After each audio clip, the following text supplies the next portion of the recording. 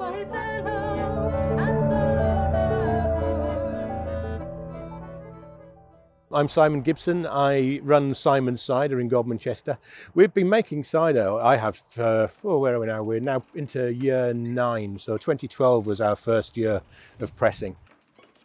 It's very exciting for me to start being involved in this collaboration, really, between Simon's Cider, Sanger, and EBI, and getting the apples from there that of going through this process with the genome mapping, that we're looking at the whole process all the way through.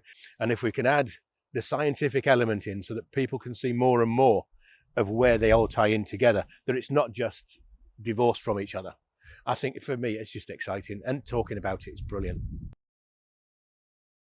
There's no point picking apples as windfalls in the early part of the year, because all you get is acid and starch, and you end up with low alcohol and a flowery taste to the cider as well. And when I say flowery, we're talking about the product flower, not smelly flowers.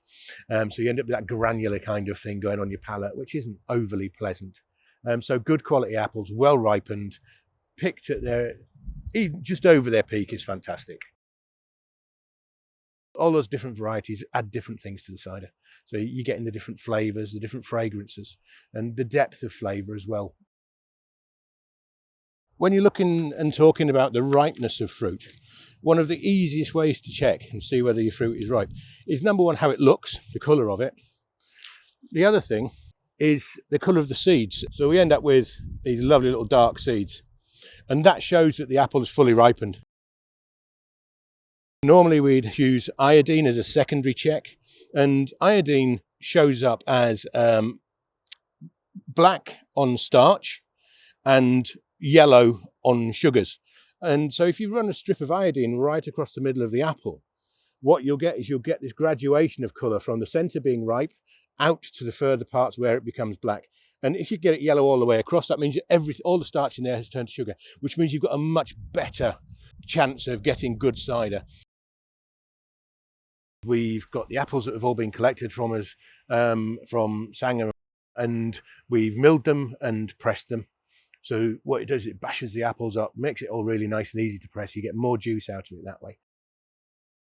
Then what we did with the hydrometer, we check the sugar levels, and the sugar level shows how much sugar there is in the juice. And the longer you leave apples to ripen, the starches that are in there convert into sugar, and sugar is your friend. It's what turns into alcohol.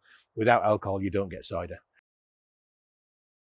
Although there are bugs and beasties that get in there, and bacteria and things that are out and about, if you can ensure a pH so that your acid is down below 4, and you can ensure that your potential fermentation, your alcohol, is above 4, then what you're going to get is you're going to get everything in the cider killed off, except for the yeast, which is the stuff doing the good job.